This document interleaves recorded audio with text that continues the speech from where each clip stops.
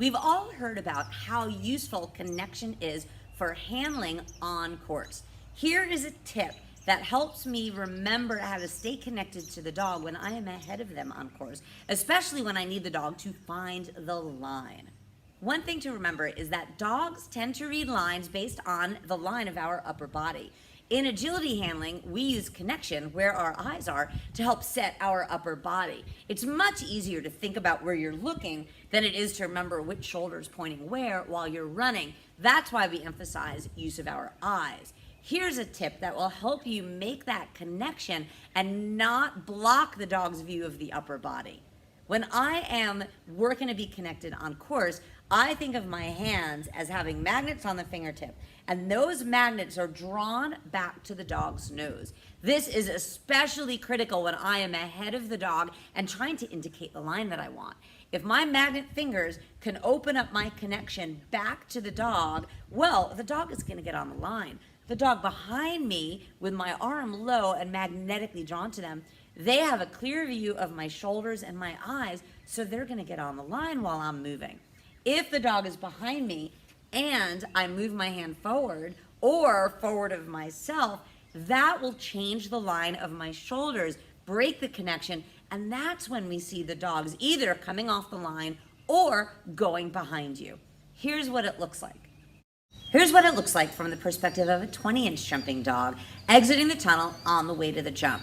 Yes, I'm relatively close to the jump, but the arm back with my magnet fingers really helps the dog see the line because my whole upper body is very clear. You can see that the magnet fingers approach opens up the line of my shoulders to the line that I want the dog to take, and it also maintains very clear connection. Here it is from the perspective of a 12 or 8-inch jumping dog as they exit the tunnel on the way to the jump. You can see that my low hand with my magnet fingers stretching back to their nose really opens up the connection with my upper body. Here are a few examples using a tunnel to a jump. On the first couple, I'm showing my magnet finger connection whether I'm close to the jump or I'm pretty lateral from the jump. It really helps the dogs find that line to the jump without me having to do much other than keep my magnet fingers back to their nose.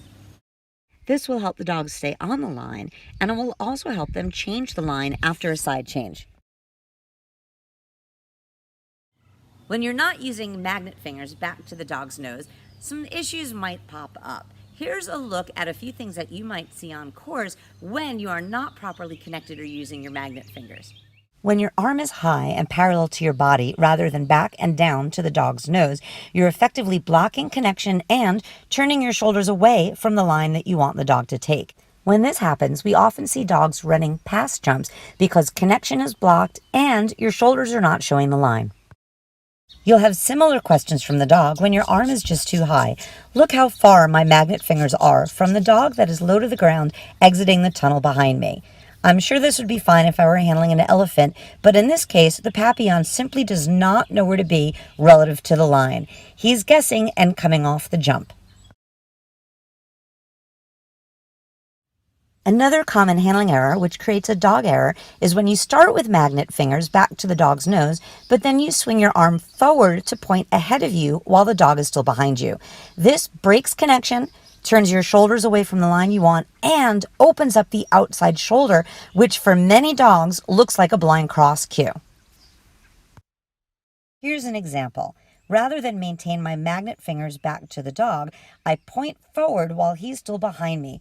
That reads as a blind cross to him, and he ends up on the other side of me.